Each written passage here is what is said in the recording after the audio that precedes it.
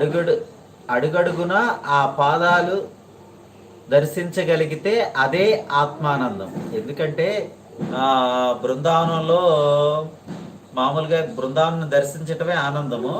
అయితే ఆ బృందావనంలో కృష్ణుడిని అడిగాడిన నేల కాబట్టి ఆ బృందావనంలో మనం ఆ, తిరుగుతూ ప్రతి పాద కదలిక కృష్ణ పాద కదలికల్లాగా భావించి మనం ఆ రకంగా ఆనందం పొందొచ్చు అనమాట.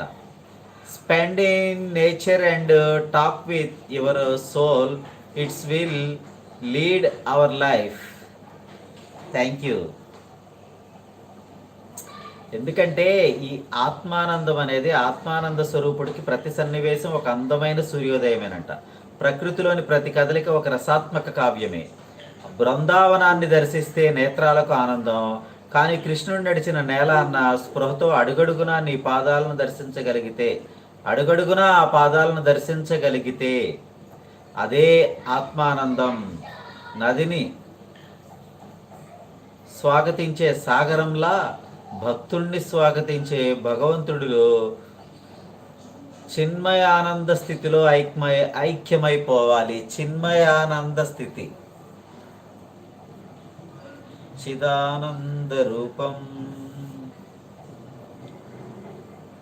చిన్మయానంద్ అని చెప్పేసి చిన్నజీయర్ స్వామి దానిలో చిన్మయానంద్ స్వాములు ఉంటారు. అయితే మనకి వారి గురించి పూర్తిగా తెలియదులే. తెలియని విషయాన్ని మనం పూర్తిగా మాట్లాడటం కరెక్ట్ కాదు. తెలిసిన విషయం అయితే గంటాపదంగా చెప్పవచ్చు. ఓకేనా?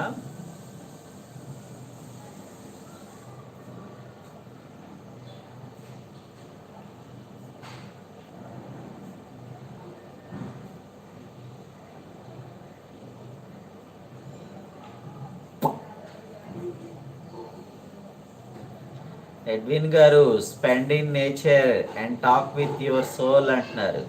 It's will lead our life అంటున్నారు. Thank you, thank you.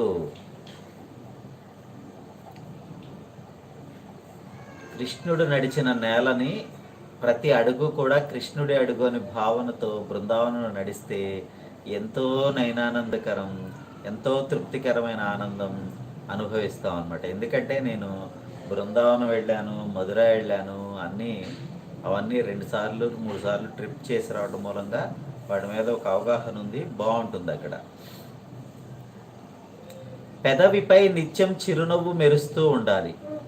మన ఉనికి ఎక్కడ ఉన్నా ఆనందాన్ని పంచాలి. సాధనతో సాధ్యం కానిది లేదని అనేక మంది రుజువు చేశారు. నిరంతరం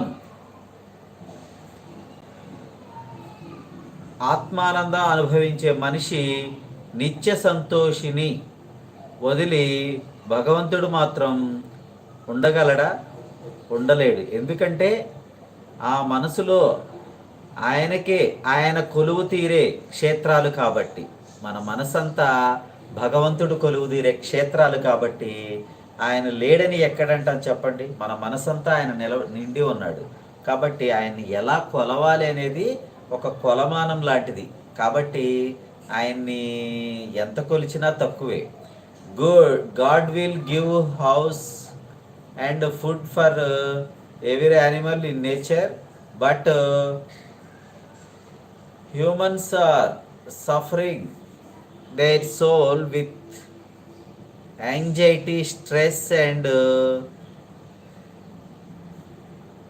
suicidal thoughts. Believe in God and parents. కరెక్టే అండి. ఎందుకంటే దేవుడు ఎప్పుడు కూడా మనల్ని కాపాడుతాడు. ఎందుకంటే ఆనందం అనేది నీలోనే ఉంది.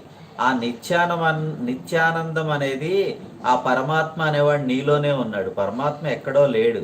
కానీ మనం కలి ప్రభావంతో అవన్నీ ఏమి గమనించుకోకుండా ధర్మం ఒక్క పాదం మీద నడుస్తుంది కలియుగంలో.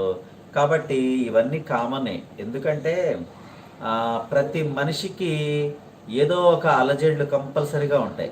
ఆ అలజడులు లేకోకుండా ఏ మనుషులు లేరు. కాబట్టి మనం ఆనందాన్ని మన మనసులో మనలో మనం ఏ విధంగా ఆనందాన్ని పొందుతామో అనేది పర్టికులర్గా మనం తెలుసుకుని